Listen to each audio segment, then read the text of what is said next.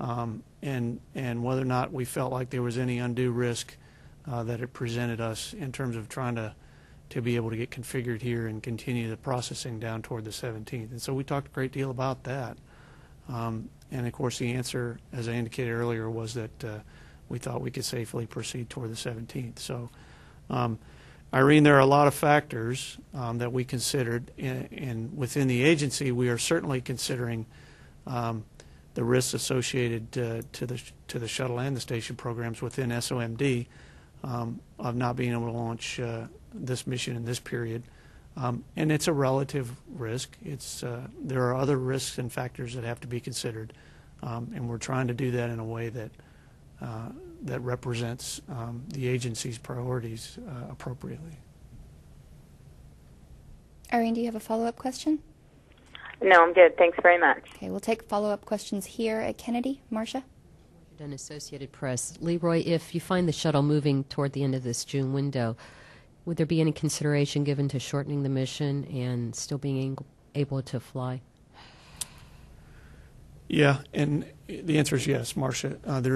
We are giving some consideration to an option that would allow us to be able to potentially try to launch on the 21st. What happens here after the 20th is we have a beta issue, among other things, but the beta issue affects both shuttle and station. And so in order to get around that, we have shortened the mission because the beta issue occurs, of course, at the end of the docked mission. So to get around that, we can shorten the mission. The way to shorten the mission is potentially to treat EVA 5 as it's planned today in the current mission plan. Treat EVA 5 as a contingency EVA. It has lower priority objectives on it, and from the space station program standpoint, they've indicated that they would consider the possibility of treating it as a contingency, whereby we would plan EVA 5, but we would not do it except for a case where we didn't complete some really high priority objectives in EVAs 1 through 4. In that scenario, we can get to a 15 plus 1 day mission, and so launch it on the 21st with 15 plus 1 days. It gets us out of any thermal issues for both shuttle and station. We've got a good bit more work to go do on that option, and we've asked the team to go do some of that legwork, just because there are other scenarios where we could find ourselves at the end of this launch period, different from the ones that we've outlined for reasons that we haven't thought about. And so we would, as we always do, we what if that case, and we ask the teams to go do some of that assessment. But for purposes of where we are today, we're assuming we're only good through the 20th. And we're doing some work to evaluate the 21st, but we're not done with that work yet, and we probably won't complete it anytime between now and in the middle of this week.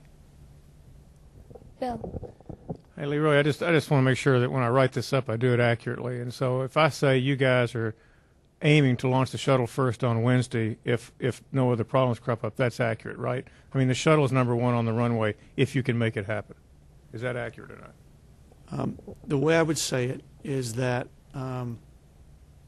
everything we know today about both missions in terms of state of readiness, mission objectives, and respective priorities within the agency's priorities says that it is, if our goal is to maximize launch opportunities for both missions in this same period, and we understand that to be our goal as we sit here today, if nothing changes along those lines, what we said today in the discussions that we had was that it makes the most sense to do shuttle first on the 17th.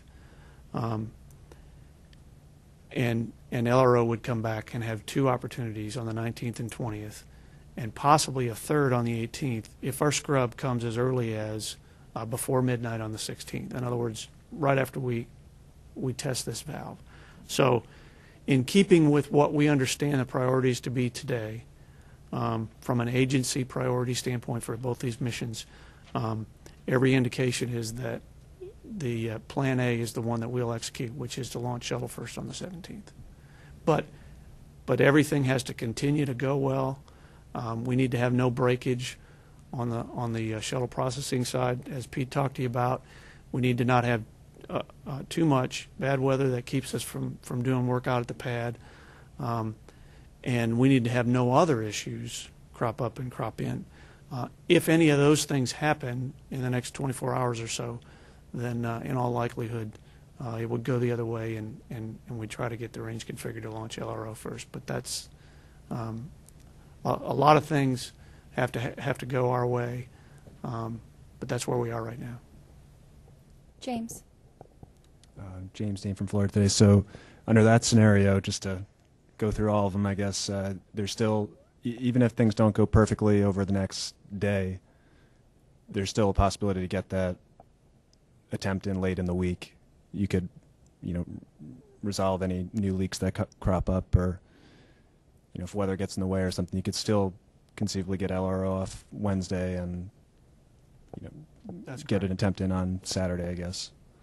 Yeah, James, I think you're asking about a scenario where LRO goes first on the 17th. In other words, we have a problem in the next 10, 12, 16 hours, and we say, Pete comes to me and says, we don't think we can make the 17th.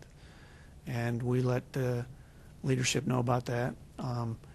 And the final decision on which mission we're going to launch on the 17th is in front of us. We didn't make it today because we don't have to, because the range reconfiguration requirement deadline is not till sometime tomorrow. And so we're both proceeding in parallel paths toward the 17th. And so in answering Bill's question, was if nothing changes and there's no new data, it looks like the preference would be to maximize the opportunity shuttle first. Again, the decision will be made when the time is right, tomorrow and before it's necessary for the range. If for some reason between now and then we have an issue on the shuttle side that says we can no longer make the 17th, and then LRO goes on the 17th, we would, assuming whatever problem we had allowed us the opportunity to come back at the end of the week, we certainly would come back. We would have every intent to come back and try. And in that case, our next available opportunity would be on the 20th. I was also just curious if you could say if this problem had come up back on Pad B, how serious that might have been to getting your ability to get off an STS-400 mission, very late in that schedule when you were still holding out the possibility after a late inspection, all that. I don't know if you've thought about that at all or not, but I was just wondering if that could have been extremely serious, in that scenario, or if it's just like it is now, something that, after a few days of work, you hopefully could have got it off in the time that you needed to. I really wouldn't want to speculate. I really wouldn't want to speculate.